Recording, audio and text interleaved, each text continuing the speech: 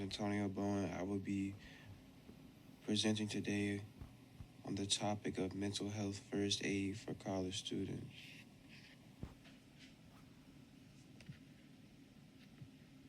First, I talk about the change of initiative and objectives. Many faculty members and staff I've discovered lack the skills necessary to identify or address students' mental health issues.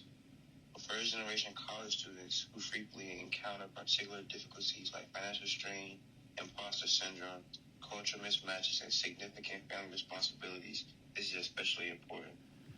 Me personally, I suggest implementing a personalized mental health first aid curriculum in order to ensure that interventions are successful and culturally sensitive. This program would teach professors, staff, and peer mentors in both standard MHFA methods and focus techniques that address stresses unique to FGCS. The training's core is the ALGE framework, which stands for Assess, Listen, Provide, Comfort, Encourage Help, Encourage Self-Help. Over 650 institutions, including UNC Chapel Hill, implement this widely recognized research-based strategy to improve early intervention and mental health literacy in a variety of populations. In my opinion, this effort provides an organized, culturally sensitive approach to mental health support, effectively closing the gap between identified need and workable solution.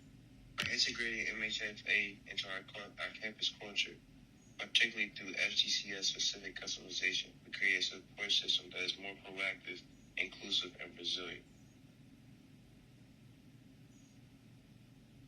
My second slide, I go into objectives and just things that I've realized or noticed that stands out. First, knowledge and confidence are greatly increased by MHFA. Research indicates moderate to big increases with the SMD of 0.49 for knowledge and 0.71 for confidence in assisting peers. That represents a significant rise in mental health literacy. MHFA promotes practical, helpful behaviors, measurable increases in actual helpful actions, and stronger intentions to support others are reported by participants. They also have a higher chance of putting people in touch with important resources like counseling or hotlines. Knowledge, empathy building, and practical response skills are all combined by MHFA to provide a thorough support system. It becomes an effective tool for creating a welcoming, emotionally resilient campus community when it is customized for first-generation students addressing particular stressors like imposter syndrome or cultural adjustment.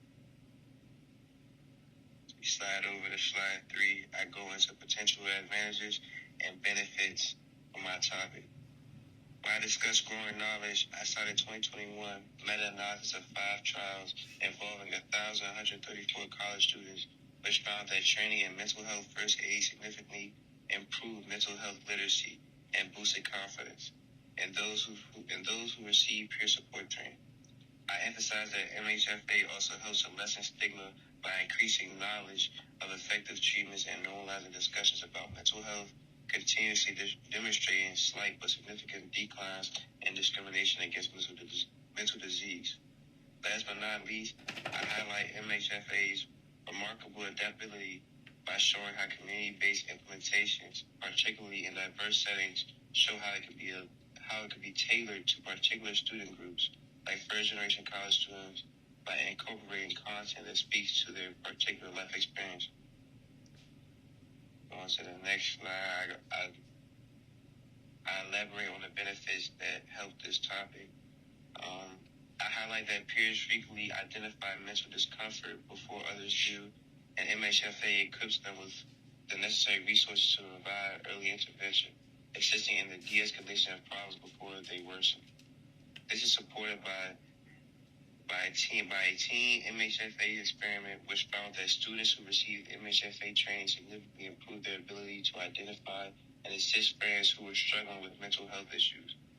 I also emphasize how teachers can improve student achievement and retention by incorporating MHFA informed policies and supporting techniques into their lessons, additionally successfully filling gaps and offering early care.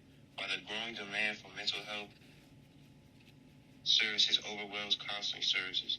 More generally, I reference strong data from a school-based resilience initiatives such as cognitive behavioral therapy and mindfulness. These programs have shown unmistakable advances in enhancing academic performance, emotional control, and focus across age groups. On the next slide, I speak on disadvantages and concerns that a person or a family might have for MHFA. After reviewing my research, I see a significant limitation. The majority of MHFA studies measure the actual mental health outcomes for individuals they are intended to assist instead of focusing on the training's impact on trainees. Improvements in mental health literacy are long-lasting, but without ongoing reinforcement, actual helpful actions do not rise in a sustained manner. I also draw attention to the fact that MHFA programs need a substantial time and money commitment. For smaller or underfunded schools, this degree of resource commitment might be a significant obstacle that could restrict access and equity. On to the next slide. More disadvantages.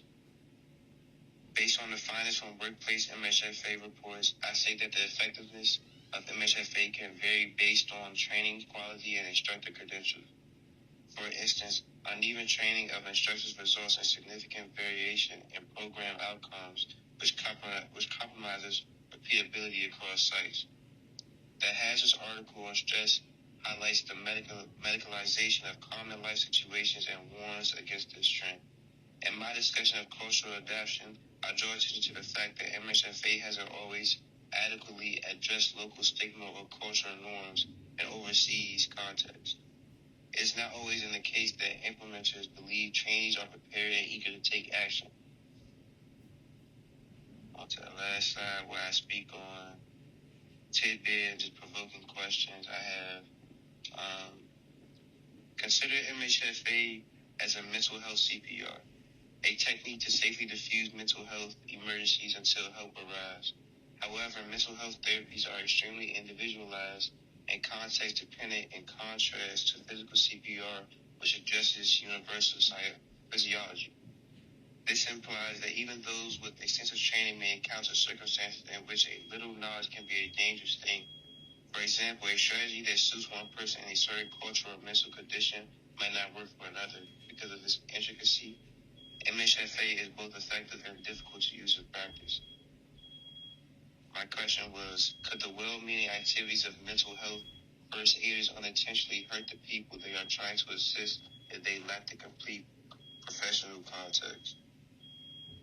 Yeah. My name is Antonio Bowen. I will be presenting today on the topic of mental health first aid for college students.